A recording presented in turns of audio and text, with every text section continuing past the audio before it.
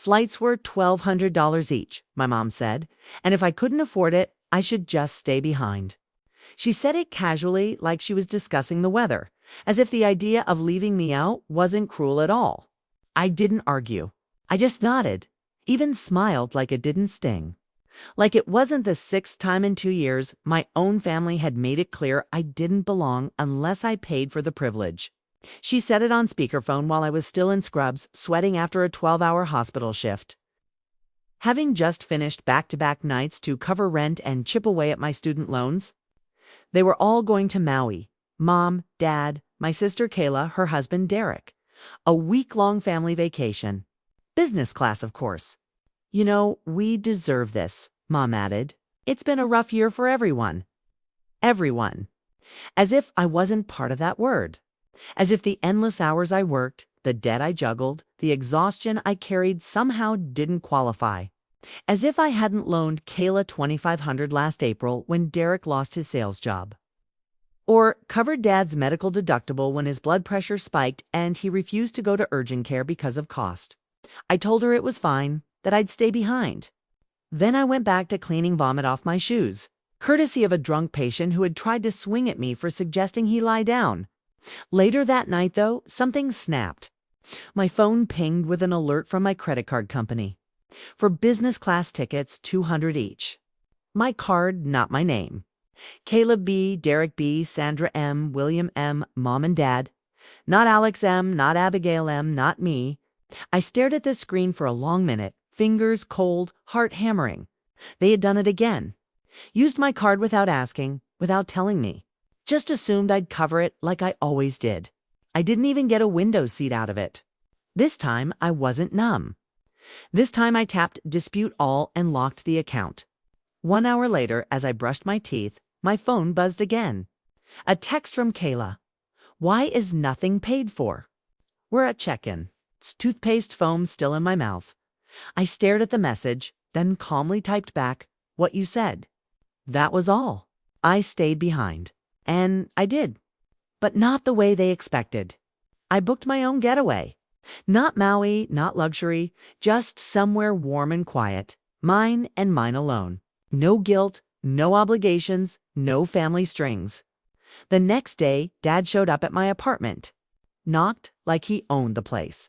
I didn't open the door.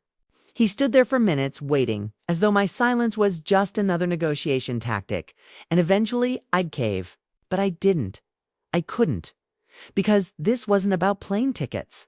That was just the cherry on top of years of broken boundaries. It started long before Hawaii. When I was 22, Kayla borrowed my credit card to buy a $600 dress for her engagement party. Just a temporary emergency, she had said. You work in healthcare and never dress up, so it's not like you'll notice. She promised to pay me back by the end of the month. She never did. Then Dad asked me to co-sign a loan so they could renovate their kitchen. It's not even for us, he said. It's for resale value. One day you'll inherit it. Spoiler, the house was refinanced twice, and the money went to bail out Derek's second failed business. I was working 50+ hours a week then, barely keeping my head above water. Yet somehow I was still the family ATM, the dependable one. The nurse with a steady job, the unmarried one with no kids. The one who should pitch in because family supports each other. Except it was never mutual. When I got pneumonia last winter after slogging through flu season and asked Mom to bring me soup, she said, I can't, sweetheart. I promised Kayla I'd watch the kids while she gets her nails done. You understand? And I always understood. When Derek crashed my car, I let him borrow while his was in the shop. My insurance premium doubled. He didn't even apologize. Just shrugged and said, that's what insurance is for, right? They drained me drip by drip, like boiling a frog. And I was the frog until the week before that Hawaii trip. That was the real fuse. I was finishing another night shift when Kayla texted, can you move your payday up? Mom wants to book hotels, and we're short. What payday? I replied, short for what? She sent back a gif of hula dancers and emojis. Family trip? I called Mom. Kayla said you need help with hotels. Oh, sweetie, don't worry. Everything's already booked. We just needed a cushion to upgrade to business class. You know how bad Derek's knees are? I blinked. Wait, you're asking me to pay for the upgrade? For a trip I'm not even on. Silence. Then her tone sharpened. Look, Abigail, if you wanted to come, you could have said something. But flights are $1,200 each. If you can't afford that, maybe it's best you sit this one out. No hard feelings. No hard feelings. She said it like I was a burden, like my very existence was an inconvenience to their luxury itinerary. I hung up calm/numb. Then hours later, the notification, my card used for 4 business class tickets. That was when numbness broke. That night, I sat at my desk staring at my spreadsheet of finances. I had $327 in checking. It's over $14,000 in student loans. It's a 6-year-old car with nearly 120,000 miles. And I hadn't taken a vacation since college. Meanwhile, Derek was sipping champagne in business class with my name on the receipt. And Kayla had the audacity to text me from the check-in line, "Why is nothing paid for?" That was who they were. They didn't see me as family. I was funding. So I typed the only reply I could stomach. "What you said?" Then I booked my own trip. Nothing fancy, but mine. All mine. No obligations, no guilt. The next morning, Dad showed up at my door like a scene from a Netflix thriller, Hawaiian shirt and all. He knocked, called my name, said we needed to talk. I didn't open. He stayed 7 minutes, then left. Later, Mom left a voicemail, guilt dripping in every word. "You really hurt your father today. He flew back early to speak to you after everything we've done for you, done for me." I saved the message. Not for sentiment, but for evidence. I was finished gaslighting myself. The following day, Kayla called 5 times, then texted, "Grow up. You can't punish the whole family over one misunderstanding." Misunderstanding? They used me, drained me, mocked me. And now that I said no, I was the villain. But I wasn't mad anymore. I was done. Still, I knew silence wasn't enough. They'd assume it was a phase. They'd keep pushing until I broke. So I did something new. I opened a blank document and wrote an invoice. $600 for Kayla's engagement dress. $2,500 loan to Kayla and Derek. $800 for Dad's MRI deductible. $420 in groceries Mom promised to pay back. For unauthorized business class tickets, $1,200 each, plus late fees. The total, $7,870. I attached it to a message in the family group chat. Reimbursement requests for unauthorized charges and past support. As of July 1st, I will no longer be subsidizing family expenses. Full repayment expected within 30 business days.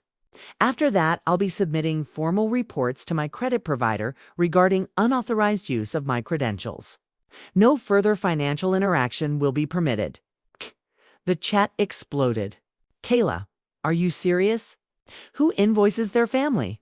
Mom, this is hurtful and unnecessary.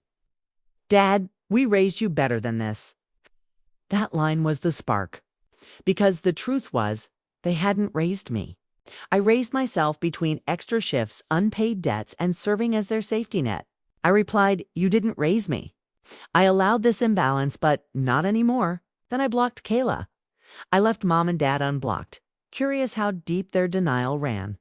The next night they appeared again, knocking at my door. I watched through the peephole. Dad stiff, Mom clutching papers, maybe receipts, maybe excuses. I opened the door. Mom's voice shook. "You need to talk to us." "No, I really don't," I said. Dad's jaw tightened. "This stunt, the frozen credit, the invoice, it's spiteful.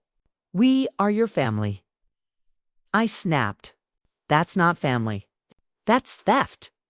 Mom's eyes watered. "We didn't think it'd be an issue. You always help, 'cause you trained me to." I cut in. "Since I was 22, you've treated me like a walking debit card. I helped because I thought saying no made me a bad daughter. But I'm done being the good daughter." Dad growled, "Don't talk to your mother like that." "Don't talk to me like I owe you something," I shot back. "I worked double shifts while Kayla and Derek used my money to sip mimosas.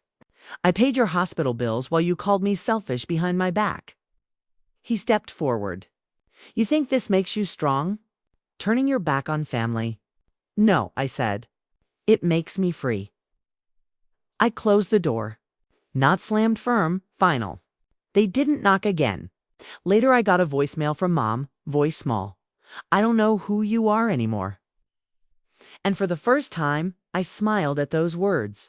Because I wasn't the woman they used to walk over. But the quiet that followed wasn't peace. It was surgical, sharp.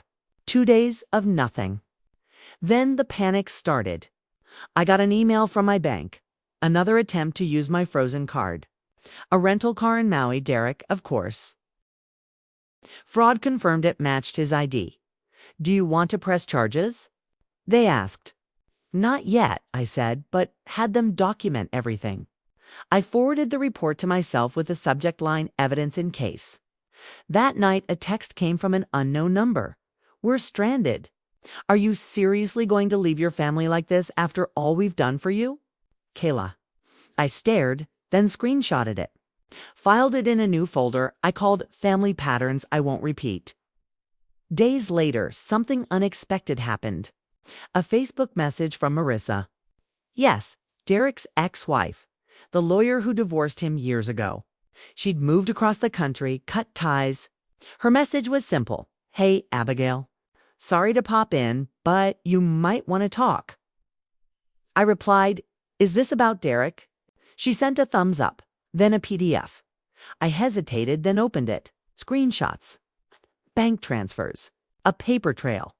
Derek had been rerouting money from a family account, gambling on crypto. Worse emails from Mom begging Marissa not to report it, and Dad promising, we'll fix this. Abigail doesn't need to know. They knew. They hid it because they were afraid I'd cut them off before I actually did. The plane tickets weren't the start. They were just the tip. The PDF burned in my hands like it weighed more than my laptop. Derek rerouting money, Mom begging silence, Dad promising to keep me blind. Suddenly, everything clicked. Their entitlement wasn't random, it was systemic. They had built an entire family economy around me not knowing the truth. And when Marissa reached out, she didn't stop with one file. She asked if we could talk. I agreed. We met at a quiet cafe 2 towns over, neutral ground. She walked in wearing a navy blazer, tired eyes, but steady. We shook hands like business partners, not like ex-in-laws. She didn't waste time. Abigail, I know what it feels like to carry their weight. Derek used me like a bank account until I cut him off.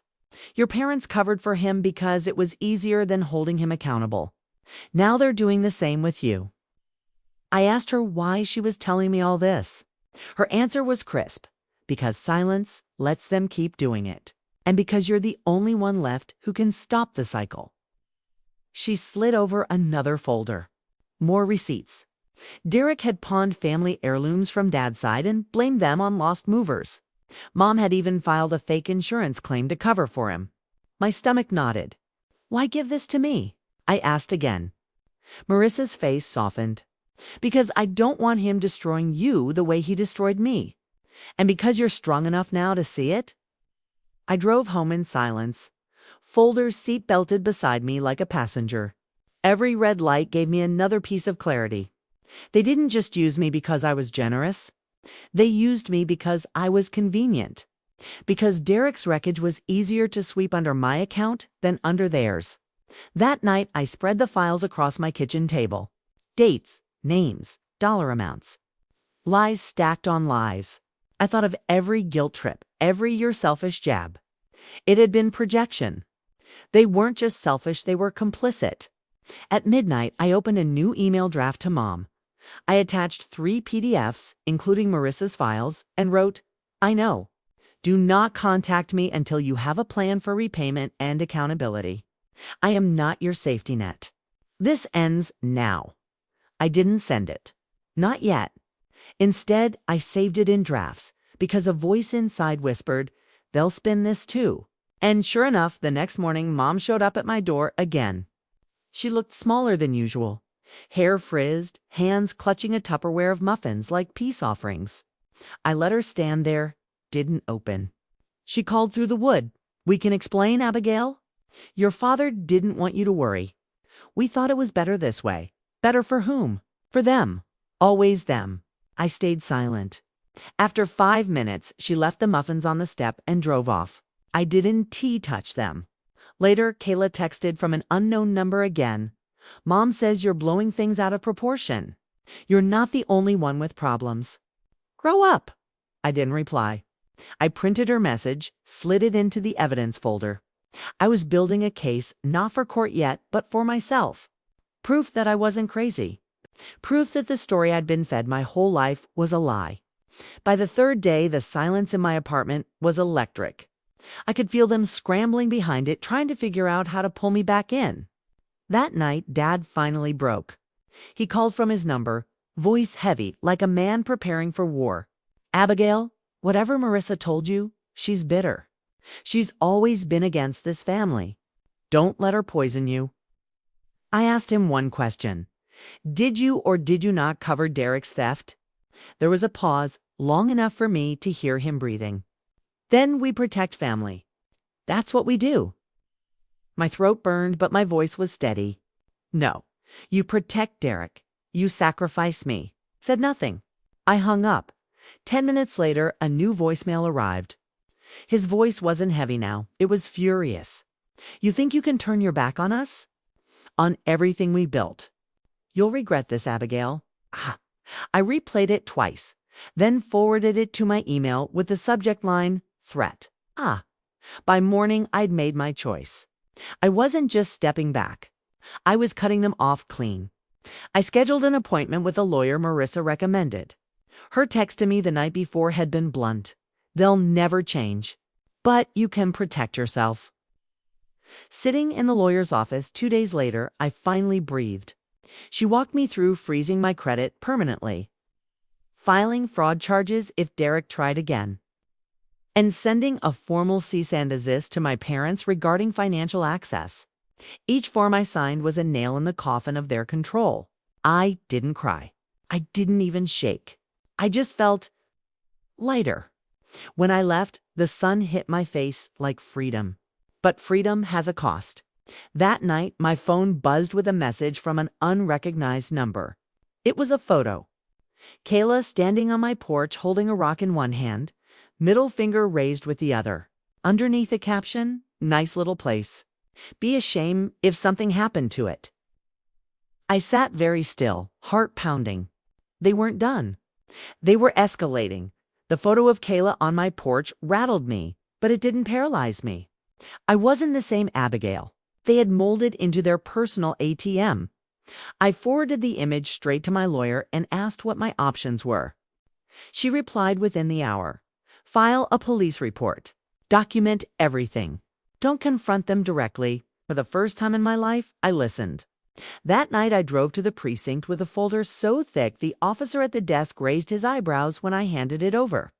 Texts, voicemails, screenshots, bank records, even the rock Kayla left on my porch after snapping her photo. I had bagged it like evidence because that's what it was. The officer read in silence, then said, "You've got enough here for harassment charges. And if the fraud keeps up, that's federal." I nodded, hands steady. Fear was still in me, but now it was welded to something stronger. Resolve. 2 days later, Mom called again. I let it go to voicemail. Her tone was frantic this time, almost unrecognizable. Abigail, please, you don't understand what you're doing. You're tearing this family apart. We just need you to come home so we can fix this. Fix this. I laughed bitterly when I heard it. Their version of fixing meant me erasing debt, swallowing lies, carrying everyone until I collapsed. I didn't call back. Instead, I hit save and added it to the folder. My lawyer said I had enough to request a restraining order if I wanted. I wasn't sure I was ready for that step, but knowing I could, that was power in itself. Days turned to a week. No knocks, no rocks, no surprise visits. The silence stretched so long I thought maybe they had given up. But then Derek made his move. A letter arrived in my mailbox, handwritten, sloppy. You think you're better than us? You think cutting us off makes you free? Newsflash. Blood is blood. You'll come crawling back like always. My hands shook as I read it, but not from fear. From rage, I scanned it, filed it with the rest, then burned the paper in my sink. I wasn't keeping souvenirs of his threats, just digital records. Fire was for me for the satisfaction of watching his words turn to ash. The next morning, I woke to banging on my door. I froze heart in my throat until I heard a new voice. Police, ma'am. I opened it cautiously, and the officer handed me a copy of the harassment complaint officially filed under my name. Kayla had been contacted. Derek, too. My parents were listed as involved parties. The officer said this doesn't mean they're under arrest, but they've been warned. Next incident, charges escalate. I thanked him, shut the door, and sank onto my couch. It was real now. Not just a family feud, a legal line in the sand. That night, my phone stayed eerily quiet. No texts, no calls, no guilt trips. I thought maybe the warning worked, until I checked my email. One subject line glared back. Final chance. 'Twas from Mom. I opened it slowly, stomach tight. The message was long, frantic. A roller coaster of guilt and threats. Abigail, if you go through with this, you will destroy us. Your father's heart can't take the stress. Kayla's marriage is on the rocks because of you. Derek is spiraling. We've always loved you. We just didn't know how to show it. Please withdraw the complaint. Don't do this to us. If you go to court, we'll never forgive you. I read it twice, then hit print. Another piece of evidence. Another nail in the coffin. I didn't reply. Instead, I wrote a single sentence in my journal before bed. Their survival is not my responsibility. The next morning, Marissa called. She sounded relieved. I heard they got contacted by the police. Good, Abigail. Listen, I know how hard this is. But you're doing what I couldn't. You're drawing a line. I felt tears sting my eyes. Not from sadness, but from the weightlifting. It doesn't feel like a line, I said. It feels like a war. She paused. Sometimes war is the only way to get peace. 2 weeks later, the court granted me a temporary restraining order. Kayla couldn't come near my house. Derek couldn't contact me. Mom and Dad were warned to cease all financial interaction attempts. For the first time in my adult life, I could breathe without waiting for the next shoe to drop. Freedom didn't look like balloons or champagne. It looked like quiet mornings, an untouched bank account, and the knowledge that their chaos wasn't mine anymore. But here's the truth I didn't expect. It also looked lonely. Cutting them off was survival, but it left an ache. Not because I missed them, but because I wished I had ever known a family worth missing. Still, I learned something vital. Family isn't blood. Family is who shows up, who respects boundaries, who doesn't weaponize your love against you. By that definition, I didn't lose a family. I lost a prison, and prisons are meant to be escaped.